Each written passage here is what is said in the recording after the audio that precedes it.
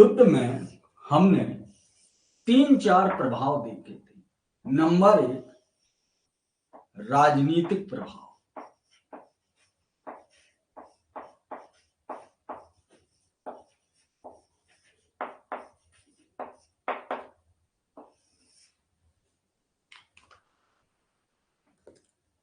राजनीतिक प्रभाव में हमने आपको बताया था कि कंपनी को बेशुमार धन मिला। पहली चीज हमने ये बताई थी कि कंपनी को बेशुमार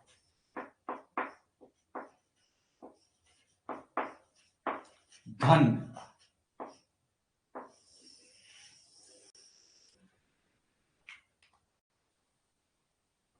इस बात को समझना है कि आखिर ये राजनीतिक प्रभाव के अंतर्गत कैसे आ गया।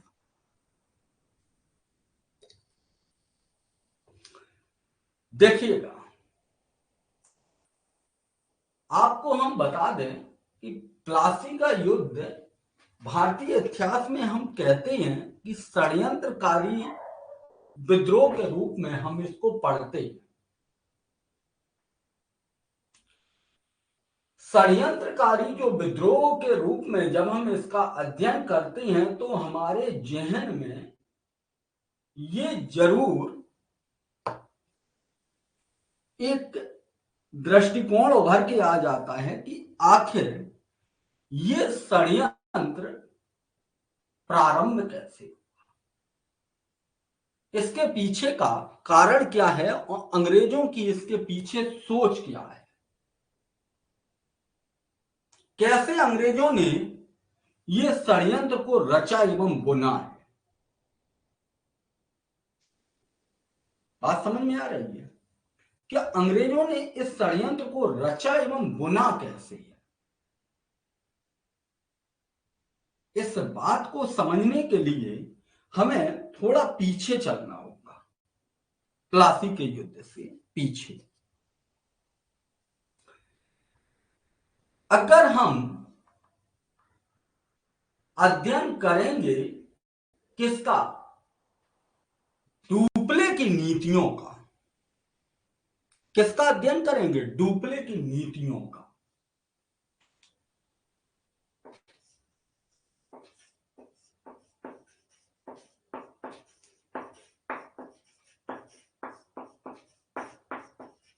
देखो, प्लासी के जो युद्ध है वो पूरा पूरा डुप्ले के दिमाग की उपज है। किसके, डुप्ले के दिमाग की उपज। यहां से इसको इंटरकनेक्ट अगर आपने करके देख लिया तो आप देखेंगे कि पूरा पूरा प्लासी का युद्ध एक तरीके से षड्यंत्र के तरीके से रचा एवं ताना बाना बुना गया, क्योंकि जो डुप्ले ने जो काम किया है उसका लाभ डुप्ले को नहीं हुआ बल्कि अंग्रेजों को हुआ, या कहें कि फ्रांसीसी कंपनी को इतना लाभ नहीं हुआ, अंग्रेजों को हुआ। डुप्ले का प्रयास बेहतर था। बात को समझिएगा, डुप्ले का प्रयास बेहतर था। अगर हम रॉबर्ट क्लाइव के परिप्रेक्ष्य में देखें तो भारतीय परिप्रेक्ष्य में तो दोनों ही लोगों का एक तरीके से कहेंगे खराबी। डुप्ले दक्षिण भारत में जब राजनीति में अस्थिरता आ रही थी तब डुप्ले ने सोचा कि दक्षिण भारत में क्यों ना हमारी कठपुतली के नवाब बैठ जाए। कहां पर, हैदराबाद को लेकर और कर्नाटक को लेकर। मेरे दोस्त, कहानी को बहुत ध्यान से समझिएगा, ठीक है, क्योंकि जब तक हम टॉपिक को इंटरकनेक्ट नहीं कराते हैं और अपने प्रश्नों में जब चीजों को नहीं उल्लेखित करते हैं तब तक ये मान के चलिएगा कि हमारी उस विषय में समझ नहीं दिखती है। ठीक है। तो आप देखेंगे कि डुप्ले दक्षिण भारत में अपनी राजनीतिक लाभ या कहें व्यापारिक लाभों के उद्देश्यों से उसने भारत की राजनीति में हस्तक्षेप करना प्रारंभ किया। क्यों? क्योंकि वो चाहता था कि कर्नाटक एवं हैदराबाद में हमारे नवाब अगर मर्जी के बैठ जाएंगे तो हमें राजनीतिक एवं व्यापारिक लाभ या जो उद्देश्य है हमारे वो पूर्ति। जब कर्नाटक एवं हैदराबाद में उसके कठपुतली के नवाब बैठे, चाहे चंदा साहब हो और चाहे वो अरे उसका नाम क्या बोला जाता है, नाम और भूल गए।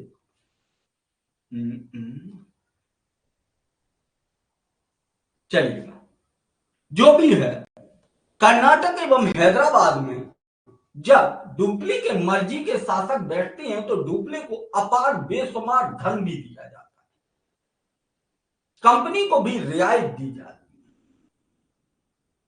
कंपनी को पैसा भी दिया जाता है, सारी चीजें दी जाती हैं कंपनी को।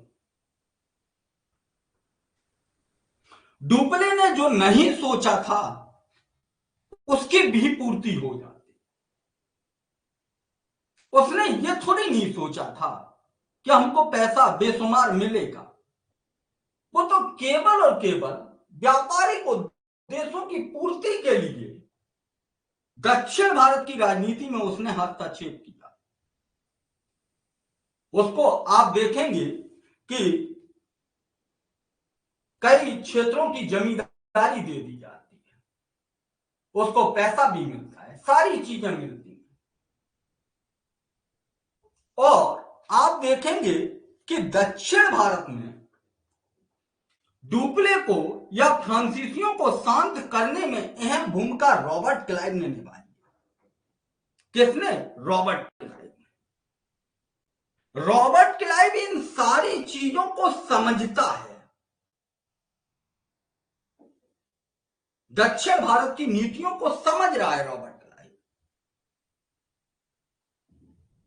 एक इतिहासकार कहता है कि डुप्ले जिस चाबी की खोज दक्षिण भारत में कर रहा था, रॉबर्ट क्लाइव ने उसे बंगाल में खोजने का, यानी कि जिन उद्देश्यों की पूर्ति वो दक्षिण भारत में करना चाहता था, उन उद्देश्यों की पूर्ति रॉबर्ट क्लाइव ने बंगाल में कर दी।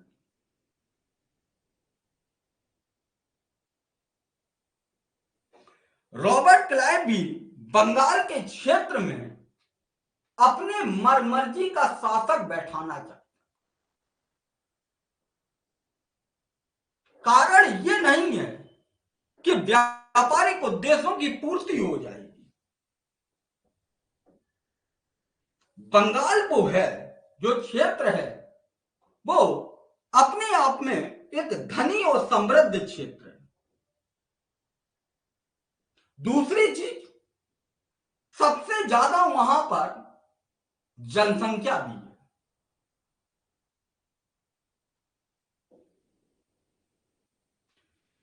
अगर किसी शासक का राजस्व एवं धन पर अधिकार हो जाए तो सत्ता प्राप्त करने में उसे देर नहीं लगती। अंग्रेजों के साथ में यही हो रहा है। प्लासी का मतलब यह बिल्कुल नहीं है कि अंग्रेजों के लिए चुनौतियां खत्म हो गई थी, नहीं, अंग्रेजों के लिए लगातार चुनौती थी, चाहे बंगाल को लेकर भी हो। आपको हमने कल ही लिखाया था कि मीर जफर, मीर कासिम, ये सब भी कंपनी के लिए चुनौती बने हुए हैं। मराठा भी इनके लिए चुनौती है। आप देखेंगे इनको अफगानियों का भी डर है, जो पहले सिराजुद्दौला को सता रहा था, वही इनको सता रहा है। इनको मैसूर भी चुनौती दिए हुए है। बात समझ में आ रही है? सारी चीजों को आप देखिएगा तो ऐसा बिल्कुल नहीं है कि प्लासी के युद्ध के बाद में इनका रास्ता एकदम क्लियर था, बिल्कुल नहीं। डुप्ले जिस नीति का प्रयोग कर रहे थे उसी नीति का रॉबर्ट क्लाइव ने बंगाल के क्षेत्र में प्रयोग किया। रॉबर्ट क्लाइव केवल और केवल ये उसका उद्देश्य था या ये समझता था कि हमको व्यापारिक लाभ होंगे। क्या होगा? हमारा व्यापारिक लाभ होगा, हमारी राजनीतिक शक्ति में प्रबुद्ध बनेगी, यानी कि हमारा कठपुतली का नवाब होगा तो हमारे मुताबिक चीजें होंगी। ठीक है, तो इसी कारण उसने बंगाल के लिए षड्यंत्र बुना और षड्यंत्र बुनने के बाद में उसने बंगाल में अपना कठपुतली का नवाब बैठाया।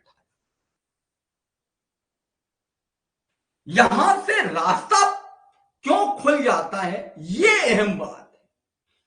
ये प्लासी के युद्ध ने खोल दिया, ये तो बहुत हद तक प्रमाणित नहीं होता है, लेकिन एक इतिहासकार ये जरूर कहते हैं कि भारत की राजनीति में प्लासी के युद्ध के बाद में भारत की राजनीति में अंग्रेजों के साम्राज्य विस्तार का रास्ता खोल दिया। प्लासी के युद्ध के बाद, क्योंकि प्लासी के युद्ध से परिवर्तन आया। किसमें? कंपनी में। क्या परिवर्तन आया? नंबर, उनको पहली चीज, कंपनी को बेशुमार धन मिल गया। धन की तो आवश्यकता थी, पहला काम उनका पूरा हुआ। और कंपनी को धन नहीं मिला, बल्कि रॉबर्ट क्लाइव को, यहां कर्मचारियों को, सभी लोगों को एकदम धनवान हो गए।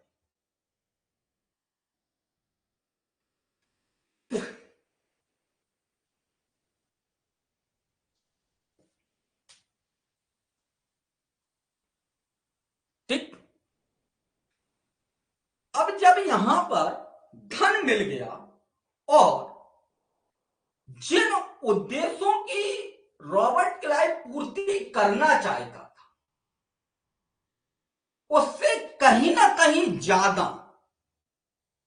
उसके उद्देश्यों की पूर्ति होने लगी बंगाल में।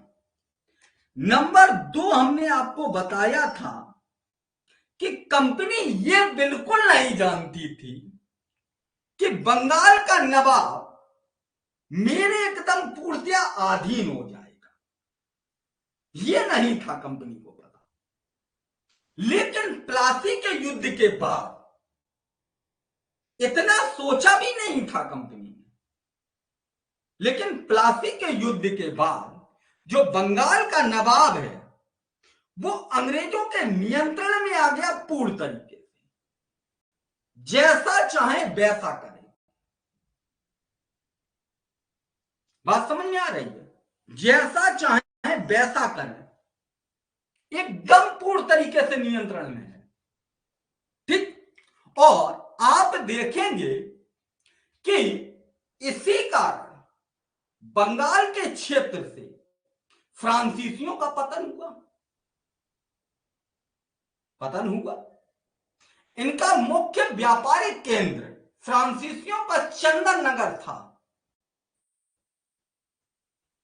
प्लासी के युद्ध का कारण माने या तृतीय कर्नाटक युद्ध का कारण माने चंदन नगर पर जब अंग्रेजों ने आक्रमण किया और चंदन नगर को अपने कब्जे में ले लिया तो दोबारा कभी फ्रांसीसियों को बंगाल में बसने का मौका नहीं मिला।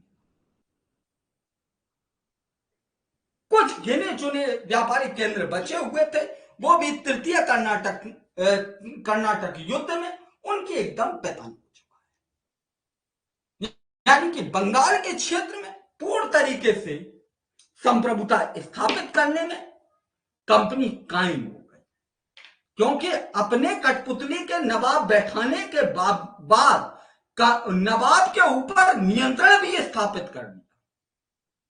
चाहे तो नवाब अगर नियंत्रण इतना ज्यादा स्थापित नहीं होता तो चाहे तो नवाब फ्रांसीसियों को संरक्षण दे सकता था, लेकिन नहीं दे पाया। और मीर कासिम ने फ्रांसीसियों को संरक्षण दिया या फ्रांसीसियों से सहयोग मांगा तो उसका खामियाजा मीर कासिम को भुगतना पड़ा। यानी कि बक्सर के युद्ध का परिणाम बन गया। इस तरीके से कंपनी ने नवाब को जकड़ लिया था कि नवाब निकलना भी चाहे तब भी नहीं निकल सकता। आपको समझ रही हैं? राजनीतिक शक्ति पर केवल प्रभाव ही नहीं बना बल्कि प्रभुत्व जमा लिया उन्होंने। और तीसरी चीज आप देखेंगे कि इनके लिए सबसे बड़ी भूमिका प्लासी के युद्ध में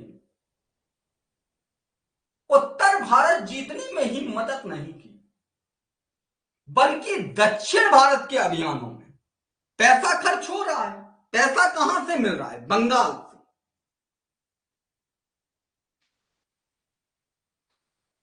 बंगाल से पैसा मिल रहा है। तो इसलिए दक्षिण भारत को ये प्लासी के युद्ध के बाद चाहे मैसूर हो चाहे मराठा हो, इनको शांत करने में कामयाब रहे। तो राजनीतिक प्रभाव के अंतर्गत आप ये देख सकते हैं।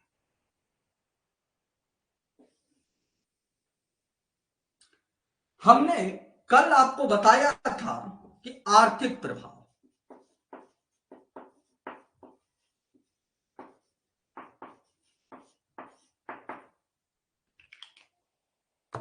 यहीं से बक्सर के युद्ध की शुरुआत हो जाती है। यहीं से ये प्रभाव अगर आपको समझ में आ जाएंगे तो बक्सर के युद्ध की शुरुआत आप मान लें। आर्थिक प्रभाव में आप देखेंगे तो भारतीय अर्थव्यवस्था की जो कमजोरी थी वो यहां से प्रारंभ हो। कैसे? नंबर एक तो पहले दस्तक का दुरुपयोग कर रहे थे, अब तो कोई रोक टोक करने वाला नहीं।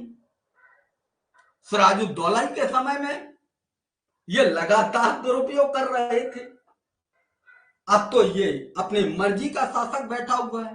दस्तक का दुरुपयोग ये केवल व्यापारिक कार्यों के लिए नहीं कर रहे थे, बल्कि भारतीय जो उद्योग थे, जो व्यापार थे, उनको भी नष्ट करने में इनका अहम योगदान था। क्योंकि ये भारतीयों को दस्तक बेचने लगे। क्या करने लगे? भारतीयों को दस्तक बेचने लगे। अब जो व्यक्ति, भारतीय व्यापारी उन दस्तक को नहीं खरीद पाता था तो उनसे टैक्स वसूला जाता था। अब उनसे टैक्स वसूला जाता था, उनका जो व्यापार में जो वस्तुएं हैं वो महंगी जाती थी, तो लोग उनसे खरीदते नहीं थे। तो दस्तक का दुरुपयोग स्वयं करते तो इसके बाद में भारतीय कर्मचारियों को भी बेचते थे, तो मजबूरन भारतीय कर्मचारियों को लेना पड़ा, और जो नहीं लेते थे उनका व्यापार ठप हो गया। यानी कि लगातार यहां से राजस्व में कमी आने लगी। इसके बाद इनको जो बेशुमार धन दिया गया था, अब तो इनके लिए एक तरीके से ये कहिएगा कि बंगाल का नवाब जादू की झोली बन चुका था कि जब चाहे तब हाथ डाल देते थे और जितना चाहे उतना पैसा निकाल लेते, जितना चाहे उतना। यानी कि आर्थिक शोषण बंगाल का प्रारंभ हो गया। ठीक, जब चाहे तब पैसा। रात को 12 बजे इन्होंने कहा बंगाल का नवाब देगा। ठीक, और इनको जो परगनाएं मिली थी, जो क्षेत्र मिले थे, वहां का भू राजस्व भी वसूलते थे। इससे भी आर्थिक लाभ प्राप्त कर रहे थे। और इसके बाद में आप देखेंगे कि अभी तक जो ये व्यापार के लिए बुलियन लाते थे, वो बुलियन लाना इन्होंने बंद कर दिया। केवल बंगाली के क्षेत्र में नहीं, बल्कि भारत के जिस भी हिस्से में व्यापार करते थे, उसकी भरपाई कौन चुकाता था? तो बंगाल चुकाता। उसकी भरपाई कौन चुकाता था? बंगाल चुकाता था। बुलियन लाने का मतलब ये नहीं है कि केवल बंगाली के क्षेत्र से व्यापार करते थे, भारत के किसी भी हिस्से से व्यापार करते थे, उसका भरण पोषण बंगाल करता था। तो बंगाल का आर्थिक दोहन यहां से प्रारंभ हो बड़े स्तर पर।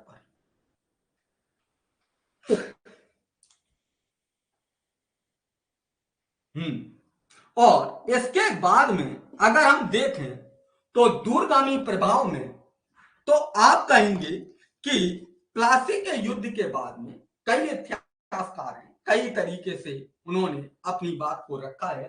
कई ने कहा है कि आधुनिक काल आ गया था, ठीक है। ताराचंद जैसे इतिहासकार हैं, वो कह रहे हैं कि प्लासी के युद्ध ने परिवर्तनों की एक लंबी प्रक्रिया का आरंभ कर दिया था, जिससे भारत के स्वरूप को बदल गया था। आर्थिक, राजनीतिक, सामाजिक, धीरे धीरे समाज पर भी प्रभाव पड़ने लगा था, ठीक है।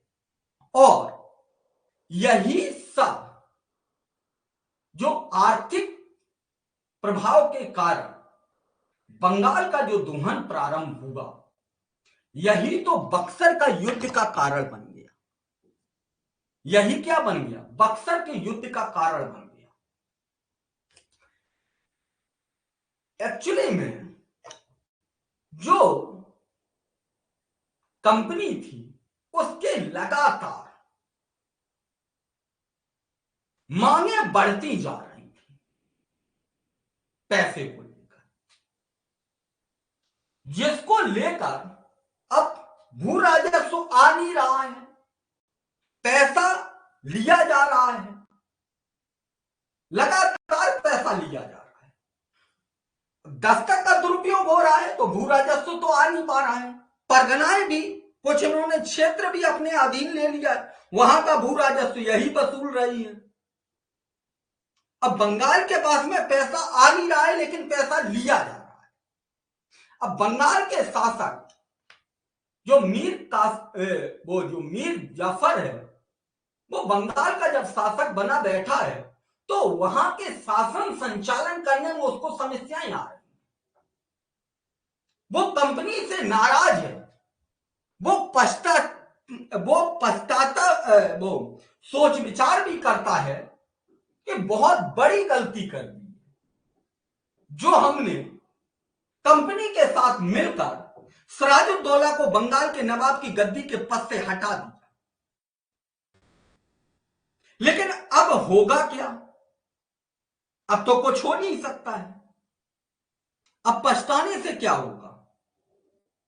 तो वो इस तरीके से जकड़ा हुआ है कि अब ना निगला जा सकता है, ना उगला जा सकता है। लेकिन जब उसने कंपनी की आर्थिक उद्देश्यों की पूर्ति नहीं कर पाई, तो कंपनी ने उसके ऊपर आरोप लगाया कि आप हमारे जो दुश्मन हैं, उनको आप संरक्षण दे रहे हैं, जैसे कि फ्रांसीसी, जैसे कि डच, इनको आप संरक्षण दे रहे हैं।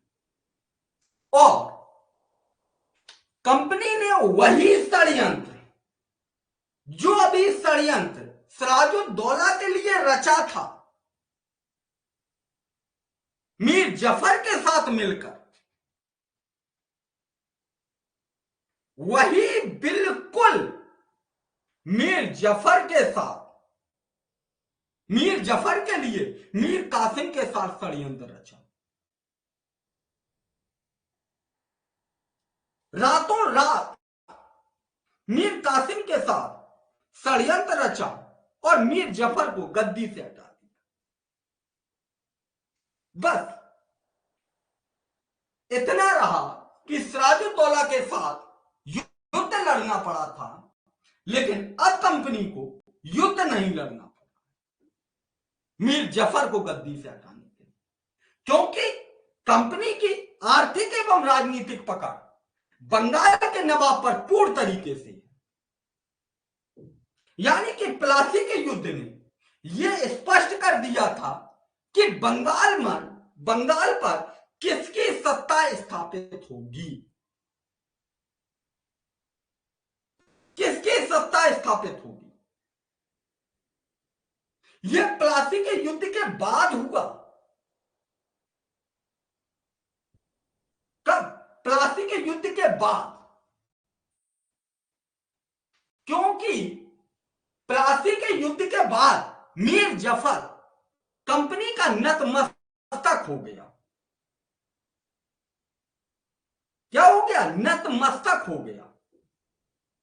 इसलिए कंपनी ने लगातार मीर जफर को दबोचती चली गई और अपने कब्जे में कर लिया, यानी कि एक तरीके से, इस तरीके से उसने उसको बांध लिया कि अब मीर जफर चाहे तो निकल भी नहीं सकता।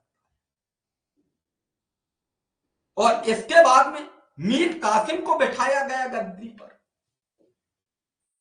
जो मीर जफर ने गलती की थी वही मीर कासिम ने किया, वही गलती मीर कासिम ने की। मीर कासिम ने भी कंपनी को बेशुमार धन दिया, कंपनी के कर्मचारियों को धन दिया, कंपनी को जो अधिकार दिए गए थे वो पूर्ण तरीके से लागू रखे गए। जो मीर जफर था वो दूरगामी सोच विचार को समझता था, यानी कि वो दक्षिण भारत की राजनीति को समझ रहा था। उसका दूरदृष्टिकोण अच्छा था। किसका? मीर कासिम का। मीर कासिम ने देखा कि अंग्रेज तो लगातार शोषण कर रहे हैं, अंग्रेज लगातार शोषण कर रहे हैं और भारतीय जो व्यापारी हैं या भारतीय लोग हैं उनका भी शोषण हो रहा है।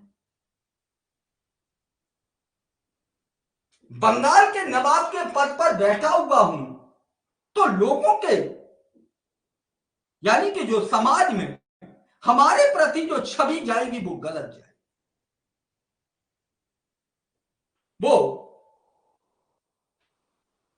अपने निर्णय का पश्चाताप कर रहा था, इसलिए उसने सबसे पहले काम किया कि अंग्रेजों से जितना दूर रहा जाए उतना बेहतर है हमारे लिए और बंगाल के लिए। जब हम इनके पास ही में नहीं रहेंगे तो ये हमसे ज्यादा धन की मांग भी नहीं कर पाएंगे। हम अपने आधार पर बंगाल के लिए नीतियों का निर्माण करेंगे जब हम इनके पास नहीं रहेंगे। अगर इनके पास रहेंगे तो इनका हमारे ऊपर कब्जा रहेगा। इसलिए उसने बंगाल से, यानी कि अंग्रेजों से दूर रहने का निर्णय लिया। पहला काम उसने यही किया और उसने अपने शासन संचालन के लिए राजधानी का परिवर्तन किया। वो मुर्शिदाबाद से मुंगेर में राजधानी लेकर आया। बोला कि बंगाल के शासन का संचालन यहीं से, कहां से? मुर्शिदाबाद से किया जाए। मुर्शिदाबाद आ गया। अब उसने भारतीयों के हित के लिए या भारतीयों में अपनी छवि बेहतर करने के लिए उसने एक नीति का निर्माण किया। क्या? उसने कहा कि जितने भी भारतीय व्यापारी हैं सबको बंगाल के क्षेत्र में फ्री व्यापार करने की अनुमति दी जाए।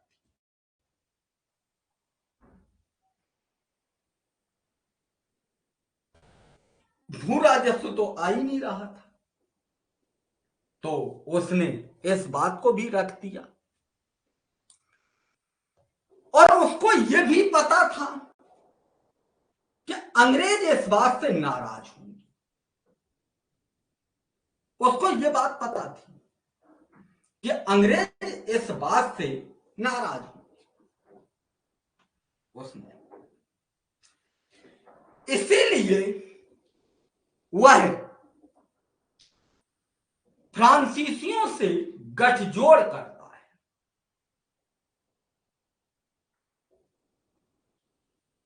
क्या करता है? फ्रांसीसियों से गठजोड़ करता है, क्योंकि मीर कासिम कहीं ना कहीं दक्षिण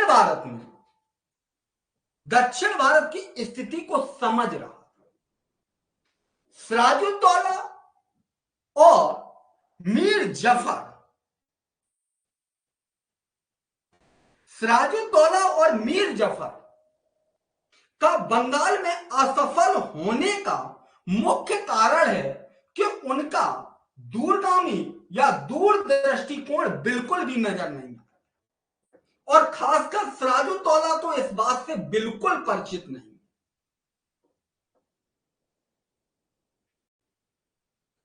मीर कासिम इस बात से परिचित है, लेकिन अब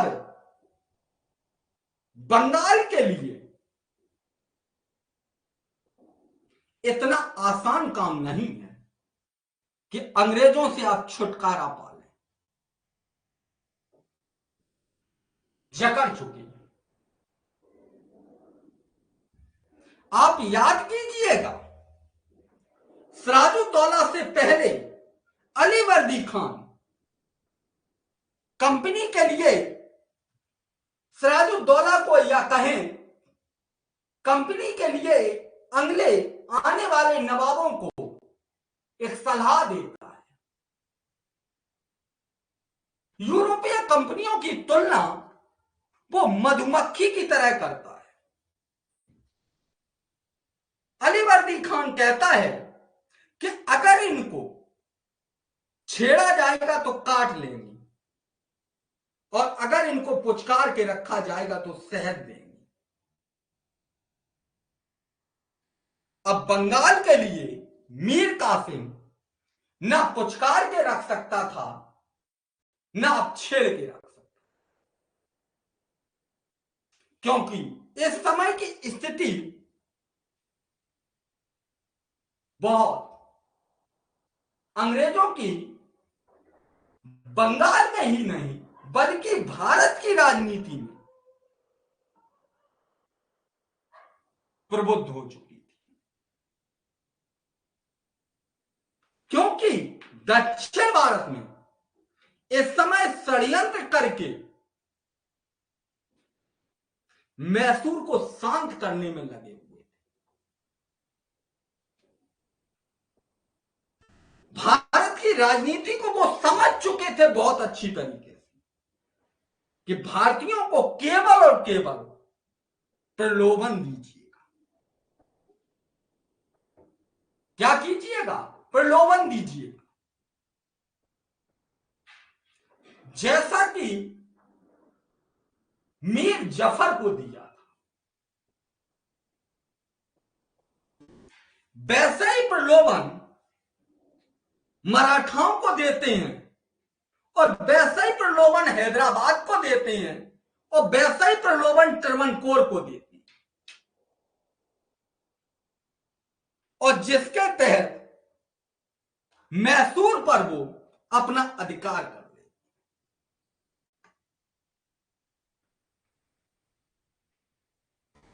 अब बंगाल के लिए स्थिति बहुत संकट में थी और मीर कासिम इस बात को समझता था, इसलिए मीर कासिम ने फ्रांसीसियों से गठजोड़ किया।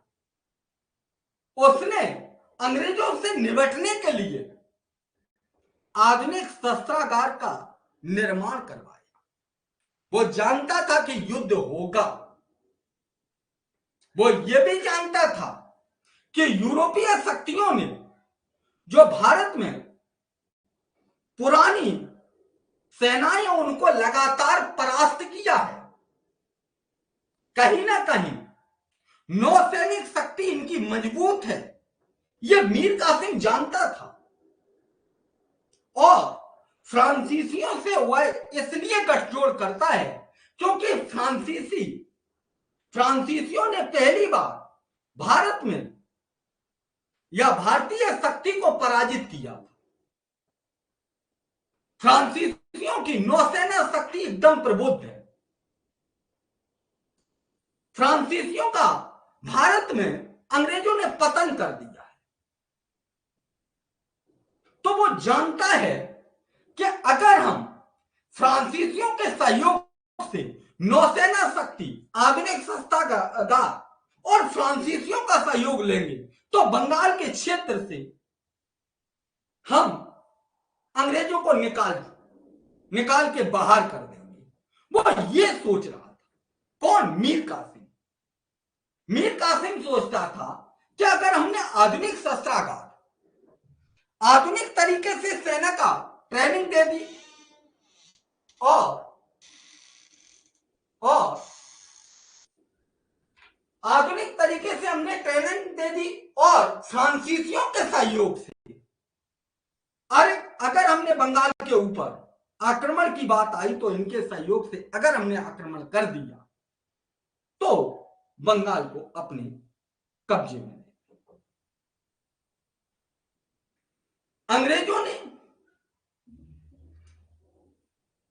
अंग्रेज भी जानते थे कि मीर कासिम किस प्रकार का षड्यंत्र रच रहा है।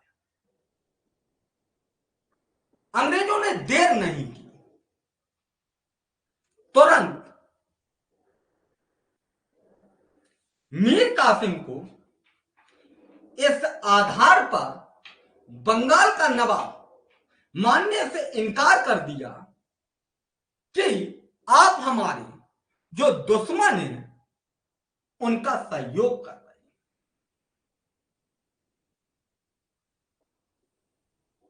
हैं। मुख्य कारण तो कुछ और थे।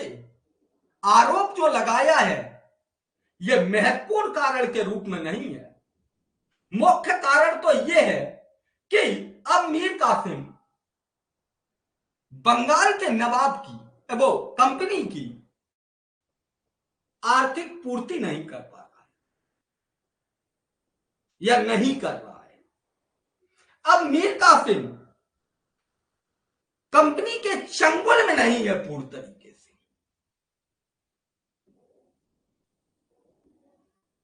इसलिए अंग्रेजों ने उसके ऊपर आरोप लगाकर पुनः बंगाल की गद्दी पर मीर जफर को बैठा दिया।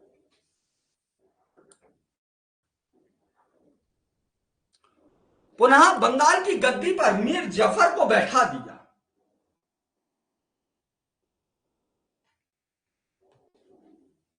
मीर कासिम भाग के तुरंत अवध के नवाब के पास पहुंचा। अवध के नवाब से सहयोग मांगा, क्योंकि अभी अभी उसने सेना को ट्रेनिंग देनी प्रारंभ की थी।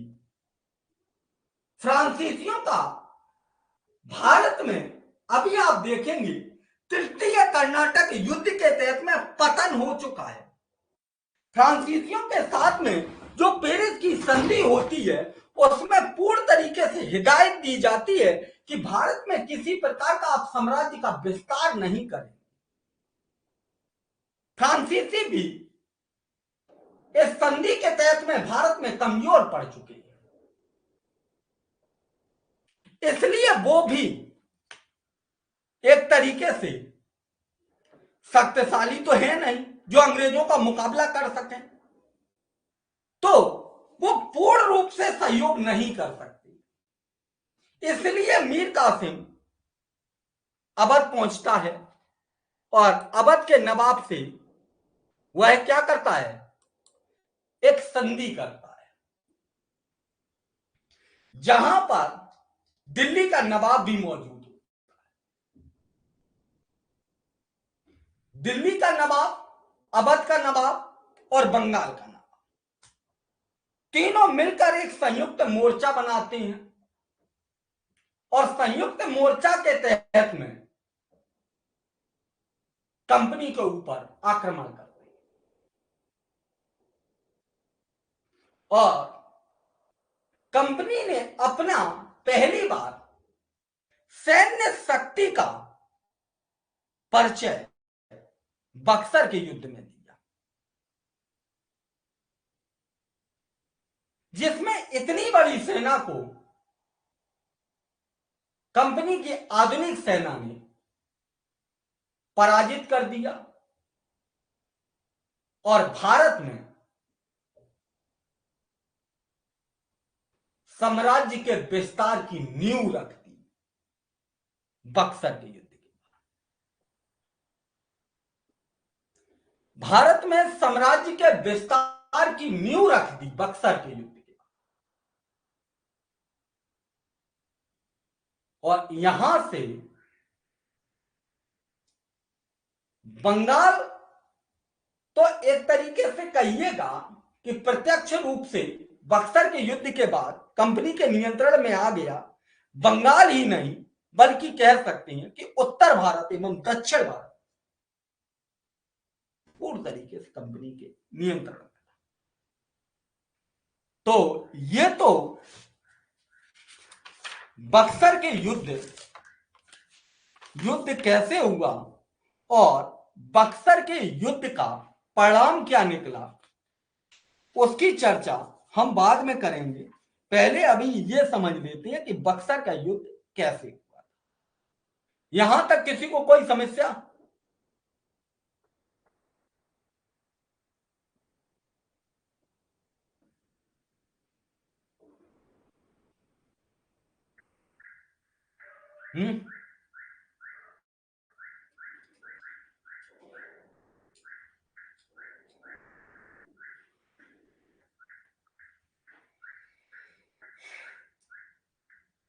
बताइएगा।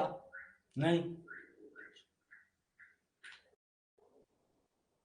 प्रवीण जी कल एक बार हमको आप कॉल कर लीजिएगा, या हमको याद ना रहे तो आप कॉल कर लेना। उसमें भारतीय समाज की क्लासें हैं, उनको भी हम आपको बता देंगे, तो उनको आप देख लीजिएगा, ठीक है। और कुछ क्लासें हैं उनको हम बता देंगे आपको, तो उनको आप कर लीजिएगा, ठीक है।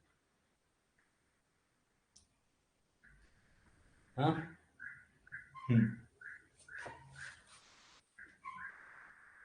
नहीं,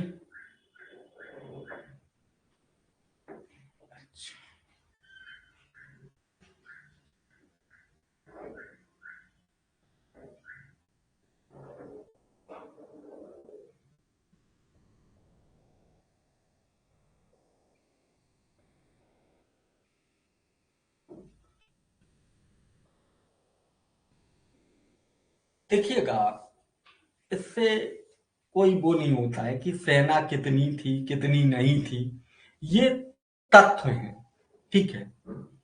इनका आप जिक्र नहीं भी करेंगे, इनका कोई मतलब नहीं है कि 3000 इतनी बड़ी सेना थी। वो सब चीजें एक छोटी सी बात है, ठीक है, एक छोटी सी बात है। अगर आप सेना की बात करेंगे तो आपको बता दें कि पहली बार भारतीय नौसेना शक्ति का परिचय आप देखेंगे कि उसमें, उसका नाम क्या बोला जाता है, एक मिनट, नाम और याद नहीं आ रहा है।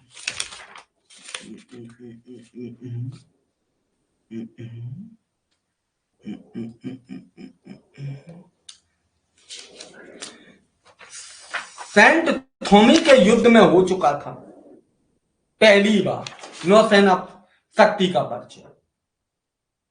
ठीक है, सेंट थॉमी के युद्ध में हो चुका था। फ्रांसीसियों की सेना महज 250 सैनिक थे।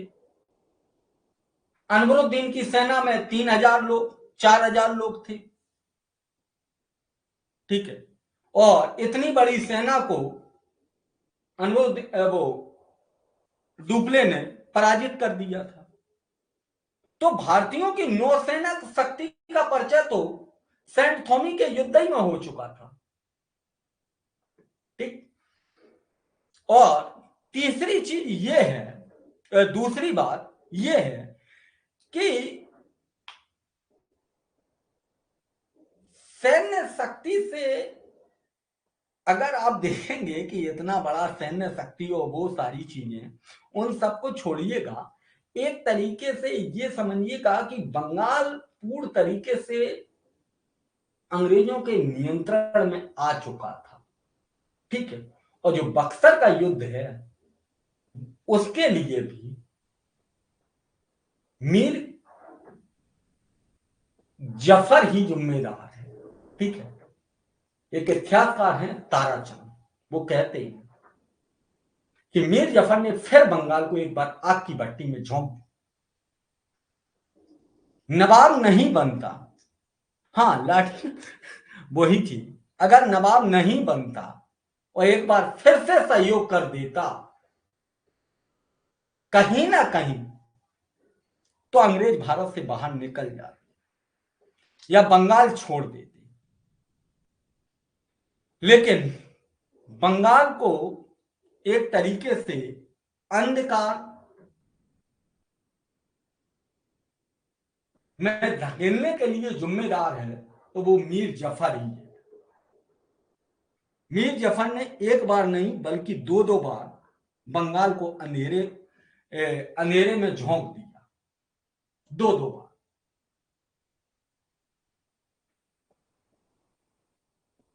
और लगातार उसने अंग्रेजों की पूर्ति की।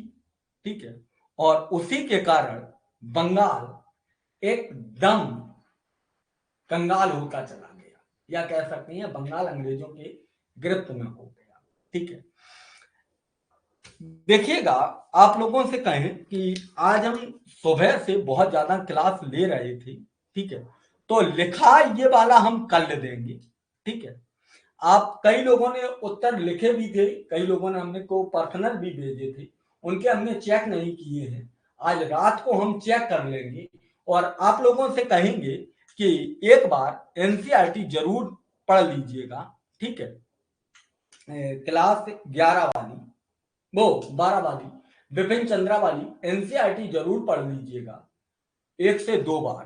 ठीक है, और लिखवा हम इसको कल देंगे आके बक्सर के युद्ध को। ठीक है, आज के लिए इतना ही रखिएगा। आज बहुत सुबह से क्लास ले लेके मैं वो हो गया। ठीक है, आज इतना ही रखिएगा, कल हम इसको लिखा देंगे आके, पूरा समझा दिया है। आप एक बार एनसीईआरटी का अध्ययन करेंगे तो आपके दिमाग में फ्रेम बनता हुआ चला जाएगा।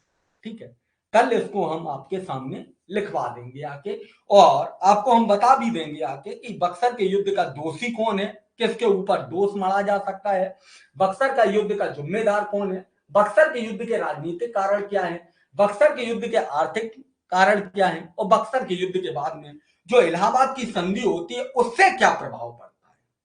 ठीक है, ये चीज है। और एक चीज याद रखिएगा, जब भी आप उत्तर लिखें, आप अपने तथ्यों को प्रमाणिकता देते हुए उत्तर लिखें, नंबर मिलेगा।